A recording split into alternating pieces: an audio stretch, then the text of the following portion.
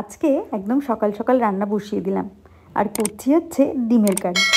তাই ভাবলাম যে ডিমের কারি করতে করতে তোমাদের সাথে একটু গল্প করা যাক। তো দেখো, ডিম আর আলুটা সেদ্ধ করে ভাজতে দিয়ে দিয়েছি। আর কাল রাতে দেখলাম হচ্ছে 12 ফেল। বিশ্বাস করো, খুব ভালো লেগেছে। আমি বলবো তোমরা যারা যারা এখনও দেখোনি, প্লিজ একবার 12 ফেলটা দেখো। ভীষণ মোটিভেটেড একটা বই, ভীষণ ভালো লেগেছে। আর এই বইটা থেকে শেখার অনেক কিছু আছে। মেনলি যেটা শিখলাম সেটা হচ্ছে, জীবনে আমরা যদি কিছু ঠিক করে থাকি না যে এটা আমরা করতে চাই, সেটা কিন্তু মনে জোর রাখতে হবে যে পারবই। ডিমোটিভেটেড করার লোক তো অনেকজন আছে যারা আমাদেরকে নিচে নামিয়ে রাখার চেষ্টা করবে, কিন্তু আমাদেরকে সেটা ভুলে নিজেদের লক্ষ্যে ঠিক থাকতে হবে, তাহলে নিশ্চয়ই পারবো।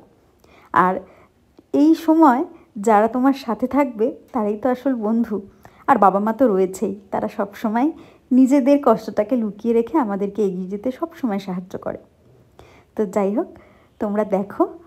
আর দেখো, ডিম আলু ভাজা হয়ে গেলে আমি একটু ফোড়ন দিয়ে দিয়েছিলাম তেজপাতা, গরম মশলা, আর মশলাটা বেটে নিয়েছিলাম ওই একটু পেঁয়াজ, আদা, রসুন, লঙ্কা, একটু কাঁচা লঙ্কা আর জিরে বেটে নিয়ে ওটা হচ্ছে মশলাটা দিয়ে দিলাম। মশলাটা একটু ভালো করে কষাতে হবে। আর আগে কি হতো, আগে না এত ভালো ডিমের মানে কোনো কিছুরই ঝোল এত ভালো করতে পারতাম না। বলতাম, মা তোমার মতন হচ্ছে না, তুমি যা যা শিখিয়েছো সব কিছুই দিয়েছি তাও হচ্ছে না। তো তখন মা বলেছিল মশলাটা একটু ধৈর্য ধরে কষাতে হয়, যত কষানো যাবে রান্না কিন্তু তত ভালো হবে। তো ঠিক তাই, ওগুলো শোনার পর থেকে কিন্তু এখন যখন অনেকক্ষণ ধৈর্য ধরে একটু কষিয়ে করি তখন কিন্তু বেশ ভালোই হয়। তো মশলাটা কষানো প্রায় শেষ, তাই নুন, হলুদ, একটু মিষ্টি সমস্ত কিছু দিয়ে আর একটু কষিয়ে এরপরে কিন্তু ডিম আলুটা অ্যাড করে নেব। তো এই আজকে আরও কিছু রান্না করেছিলাম, কিন্তু সেগুলো সব কিছু আর শেয়ার করা হলো না, এটাই তোমাদেরকে দেখালাম। আর একটু কাশ্মীরি লঙ্কার গুঁড়ো দিয়ে দিয়েছিলাম, কারণ আমরা তো শুকনো লঙ্কা খাই না, ওই জাস্ট একটু কালারের জন্য এটা অ্যাড করা। এটা কষানো প্রায় হয়ে গেছে। কষানোটা হয়ে যাওয়ার পর আমি যেটা করব, ডিম আলুটা অ্যাড করে দেবো। ডিম আলুটা অ্যাড করার পর এটার সাথেও কিন্তু বেশ অনেকক্ষণ ধরে কষিয়ে নিয়েছি।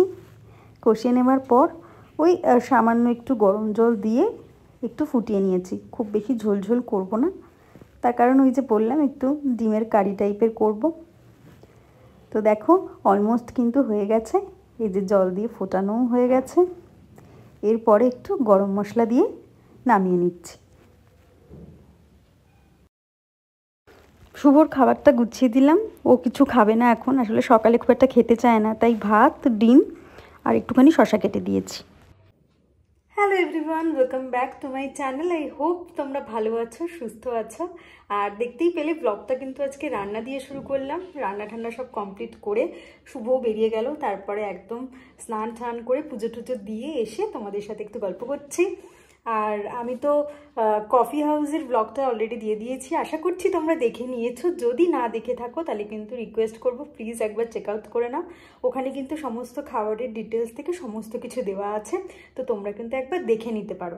আর ওই ব্লগটায় না একটা ইনফরমেশন তোমাদের সাথে শেয়ার করা হয়নি, আমি ভুলে গেছি।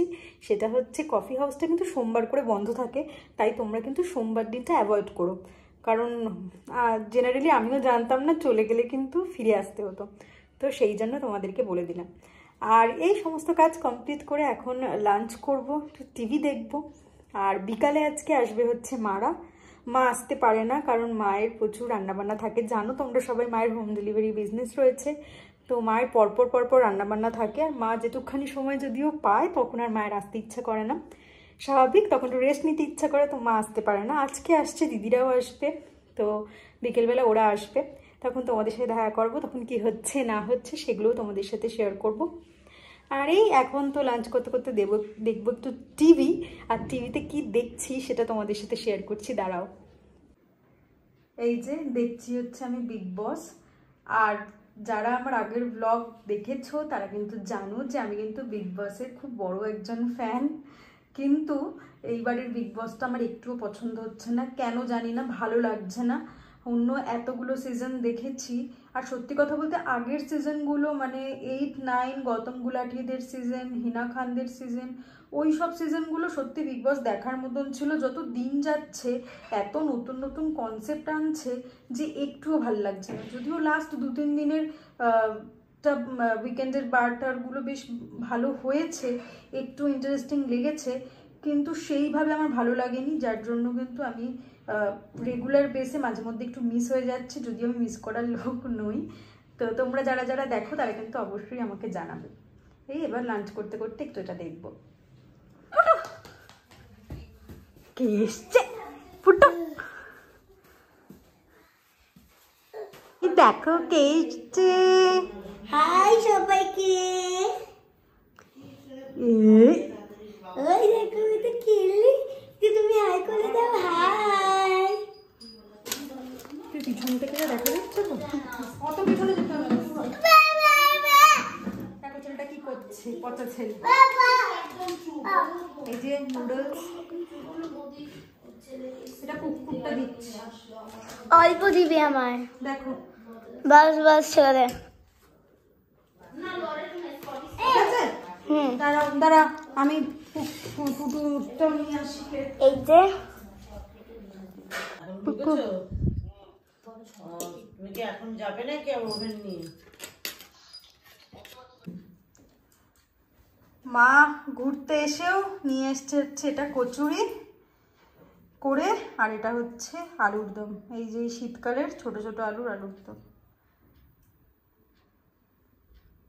এটা হচ্ছে রাতের ডিনার।